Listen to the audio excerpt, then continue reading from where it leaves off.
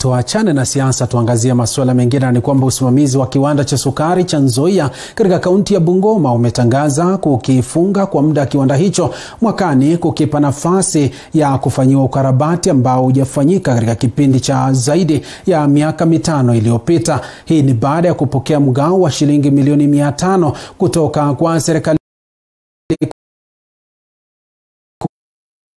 kufanikisha shughuli za kila siku katika kiwanda hicho. Mwanahabari wetu Mike Kagwongo na taarifa hiyo.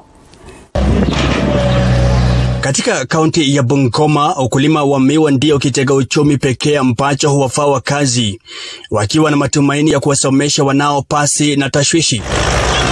Lakini katika muda wa miaka 5 iliyopita, wakulima hapa wamekuwa na changamoto sihaba, zikiwemo kucheleweshwa kwa malipo yao, kubebwa kwa miwa yao kutoka shambani baada ya kukatwa, miongoni mwa nyingine.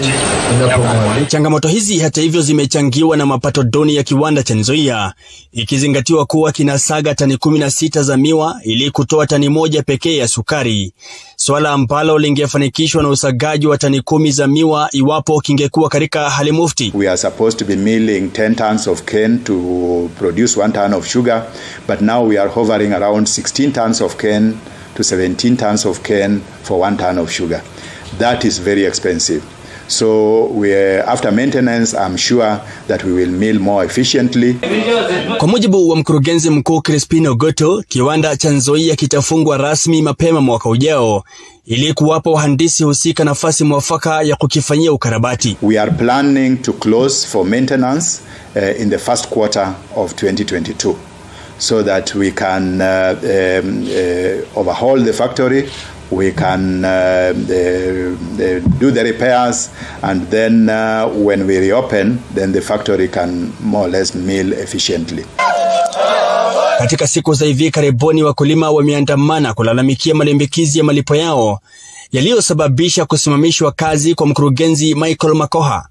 Lakini ujio wa Crispin Ogutu umeonekana kuzaa matunda baada ya wakulima hao kuanza kupokea 38% ya malimbikizi ya malipo yao kutoka kwa mgao wa shilingi milioni 500 ulioletwa na waziri wa kilimo Peter Munya mwezi Novemba. The government looked at the amount that had been earmarked for Nzoia and apportioned the 500 million in a way that the farmers' arrears would be addressed or paid 283,354,847 Kenya shillings, and the factory maintenance would take up 216,645,153.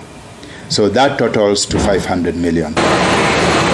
Wizara ya kilimo ilitangaza kuwalipa wakulima shilingi 4,112 kwa kila tani ya miwa, kinyume na bei ya shilingi 3,833 waliokuwa wakilipwa katika kipindi cha miezi 3 tangu Agosti mwaka huu. Mike Kagwongo, TV 47.